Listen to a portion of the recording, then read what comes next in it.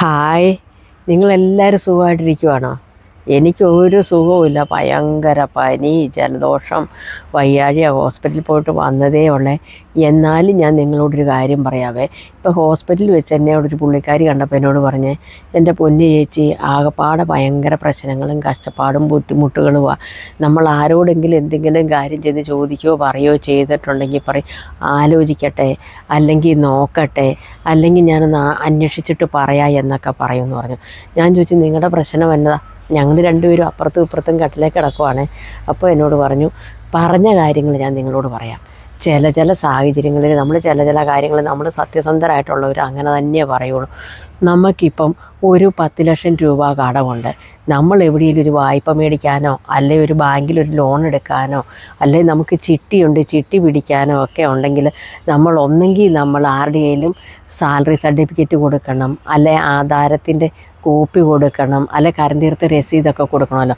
അപ്പം നമ്മൾ ചെന്ന് അങ്ങോട്ട് ഇരിക്കുമ്പോഴേ വല്ലവരോട് ഈ കരം തീർത്ത രസീതൊക്കെ ചെയ്യും. അയ്യോ, എനിക്ക് ഒത്തിരി കടമുണ്ട്, ഇപ്പോൾ ഇതൊന്ന് കൊടുത്തു കഴിഞ്ഞിട്ടുണ്ടെങ്കിൽ എൻ്റെ ചിട്ടി കിട്ടുമെന്ന് പറയും. അപ്പോഴേ ഇവർ തരണമെന്നുണ്ടെങ്കിൽ ഇവരെന്നാ പറയുമെന്നറിയാം, അയ്യോ ഞാനൊന്ന് ആലോചിക്കട്ടെ കേട്ടോ, അല്ലെങ്കിൽ ഞാൻ ഈ വർഷത്തെ പുതിയ കരം തീർത്ത രസീത് എടുത്തിട്ടില്ല കേട്ടോ, സാലറി സർട്ടിഫിക്കറ്റ് ചോദിക്കണം പറയും. അയ്യോ, കഴിഞ്ഞ മാസം എൻ്റെ ഫ്രണ്ടിൻ്റെ മകളുടെ കല്യാണത്തിന് സാലറി സർട്ടിഫിക്കറ്റ് കൊടുത്തു പോയി എന്ന് പറയും. സംഭവം എന്നാ, നമ്മുടെ വായിലെ നാക്ക് തന്നെയാണ് നമുക്ക് ദോഷം ചെയ്യുന്നത്. അപ്പം നമുക്കൊരു 10 ലക്ഷം രൂപ കടമുണ്ടെങ്കിലും നമ്മൾ ഏതെങ്കിലും ഒരു വ്യക്തിയോട് ചോദിക്കുമ്പോഴെന്നാ ചെയ്യേണ്ടത്? നമ്മൾ വിശേഷവും നമ്മുടെ അവരുടെ സുഖവിവരങ്ങളും ഒക്കെ തിരക്കി കഴിഞ്ഞ് എടോ മനുഷ്യ, അല്ലെങ്കിൽ നിങ്ങൾ എങ്ങനെയാണോ സംബോധന ചെയ്യുന്നത് ആ രീതിയിലുണ്ടല്ലോ സംബോധന ചെയ്തിട്ടുണ്ട്. എനിക്കൊരു ചിട്ടി പിടിക്കാനായിട്ടുണ്ടായിരുന്നു, ഇപ്പം വലിയ ആവശ്യമൊന്നുമില്ല എങ്കിൽ പോലും നമ്മളിപ്പോഴാ ചിട്ടി പിടിച്ചങ്ങ് ബാങ്കിലോട്ട് ഇടുവാണെങ്കിൽ ഉണ്ടല്ലോ, അതിൻ്റെ പലിശ കൊണ്ട് നമ്മുടെ ഈ ചിട്ടി അങ്ങ് ഓടിപ്പോകും. ഇപ്പം ഞാൻ 1-2 ഫ്രണ്ട്സിനോടൊക്കെ ഇങ്ങനെ ഒരു സാലറി സർട്ടിഫിക്കറ്റ് ചോദിച്ചിരുന്നു. അപ്പോൾ ഒരാൾ കഴിഞ്ഞ മാസം ആർക്കോ കൊടുത്തുപോയി, അടുത്തയാൾക്ക് ഇനിയിപ്പോൾ സാലറി സർട്ടിഫിക്കറ്റ് കിട്ടണമെങ്കിൽ അടുത്ത മാസം ആകണം, അല്ലെങ്കിൽ ഒരു 6 മാസം കഴിയണം എന്ന് പറയും. അപ്പോൾ ഇവർ ചോദിക്കും, കാശൊക്കെ ഉണ്ട്, അപ്പോൾ കൊടുത്താൽ അതിനിപ്പോൾ എന്താ, ഞാൻ സാലറി സർട്ടിഫിക്കറ്റ് തരാം, കൊടുത്തച്ചിട്ട് എടുത്തിട്ടേച്ചാൽ മതി, നിങ്ങളെടുത്താൽ അങ്ങനെ ചെയ്യുക, ഒരു നല്ലൊരു കാര്യത്തിനല്ലേന്ന് പറയും. സമയത്ത് നമുക്ക് ഉള്ള കടത്തിൻ്റെയും ബാധ്യതയുടെയും പ്രശ്നം പറഞ്ഞാൽ നമുക്ക് ആർക്കെങ്കിലും തരുമോ?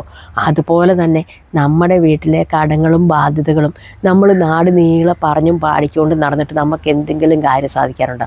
ആരെങ്കിലും നമ്മളൊക്കെ ഒരു രൂപ തന്ന് സഹായിക്കുമോ? ഒന്നുമില്ല.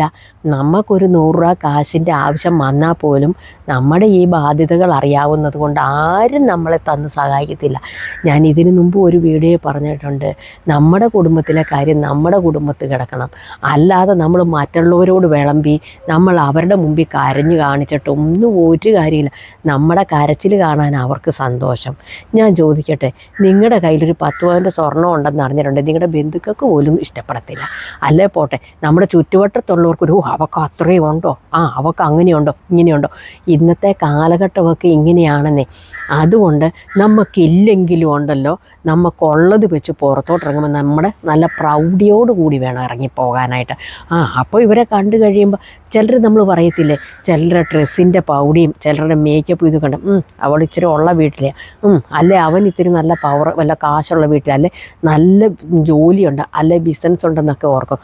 നമ്മുടെ നടപ്പിലും എടുപ്പിലും തന്നെ നമ്മുടെ ഇല്ലായ്മയും വല്ലായ്മയും ഒക്കെ ആൾക്കാർക്ക് മനസ്സിലാവും. നമുക്ക് എത്ര ടെൻഷൻ ഉണ്ടെങ്കിലും പ്രശ്നം ഉണ്ടെങ്കിലും നമ്മൾ കൂളായിട്ട് ആൾക്കാരോട് ഇടപെട്ടേ, ഒന്ന് സന്തോഷമായിട്ട് ചിരിച്ചൊന്ന് നടന്നേ, ഒരു സന്തോഷമായിട്ട് എൻ്റെ കയ്യിലുണ്ടായിരുന്നു, കാശുണ്ടായിരുന്നേ, നമ്മളിപ്പോൾ എവിടെയെങ്കിലും പോയി നമ്മുടെ ഈ 10 പൈസ ഇല്ല, പോട്ടെ, നമുക്ക് ഗൂഗിൾ പേ ചെയ്യാനും ഫോൺ പേ ചെയ്യാനും ഇല്ല. നമ്മൾ ഉടനെ അടുത്ത ആളെ ഫോൺ വിളിക്കുമ്പോൾ പറയണേ, എന്താണെന്ന് അറിയത്തില്ല എൻ്റെ മാഷേ, എൻ്റെ ഗൂഗിൾ പേ ആണോ ഫോൺ പേക്കാണോ എന്തോ കംപ്ലൈൻറ്റാണ്, ഇനി ബാങ്കിൽ പോയി ഒന്ന് ശരിയാക്കണം, നിങ്ങളുടെ കയ്യിലൊന്ന് പൈസയുണ്ടോ, ഉണ്ടെങ്കിൽ എൻ്റെ ഗൂഗിൾ പേയിലും ഫോൺ പേയിലും ഒന്നും നിങ്ങൾ ഇടണ്ട, നമ്മുടെ മകൻ്റെയോ അല്ലെ ആ കടയിൽ നമ്മൾ കൊടുക്കാനുള്ളവരുടെയോ അക്കൗണ്ട് നമ്പർ പറഞ്ഞു കൊടുത്ത് ഇതിലോട്ടൊന്ന് ഇട്ടാൽ മതി, എൻ്റെതിൻ്റെ അകത്തോട്ട് ഇട്ടാൽ പ്രശ്നമാണ്, എടുക്കാൻ പറ്റത്തില്ലെന്ന് പറയുമ്പോൾ അവർക്ക് കാര്യം മനസ്സിലാകും.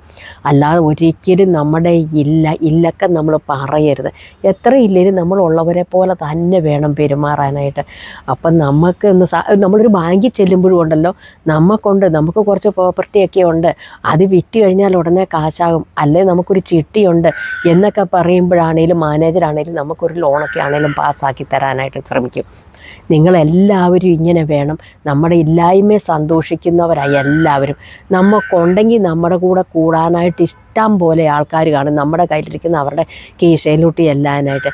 നമുക്കില്ലെന്ന് കാണുമ്പോഴത്തേനും ഉണ്ടല്ലോ, അത്രയും ദിവസം വരെ നമ്മുടെ കൂടെ നടന്നവർ വരെ പുറകോട്ട് വലിയും. അവരുടെ കൂടെ ഇനി അല്ലേ അവളുടെ കൂടെ കൂടിയിട്ടൊന്നും ഒരു കാര്യവും ഇല്ല. നമ്മളെ ഇനി വല്ല വായ്പ ചോദിക്കുകയോ മേടിക്കുകയോ ഒക്കെ ചെയ്യുമെന്നോർത്തുകൊണ്ട് അവർ പയ്യെ പയ്യെ പുറകോട്ട് പിൻവലിയാൻ നോക്കും. അതുകൊണ്ട് നമ്മുടെ ഇല്ലായ്മ ഞാൻ പിന്നെയും പറയാം, ആരോടും പറയാൻ നിൽക്കണ്ട, നമുക്കൊരു സഹായം പോലും കിട്ടില്ല. ഇപ്പോൾ ഇതെല്ലാവരും നിങ്ങൾ മനസ്സിൽ വെച്ച് വേണം ഇനി മുമ്പോട്ടുള്ള ജീവിതം ജീവിച്ചു പോകാനായിട്ട്. എൻ്റെ ഈ അഭിപ്രായം പോണക്കാണോ നിങ്ങളുടെ അഭിപ്രായം എങ്കിൽ കമൻറ്റ് ബോക്സിൽ വന്ന് കമൻറ്റ് ചെയ്യാൻ മറക്കല്ല. ഇതുപോലെയുള്ള വീഡിയോയുമായിട്ട് മറ്റൊരു ദിവസം വീണ്ടും കാണാൻ. Tata bye bye. ഓക്കെ.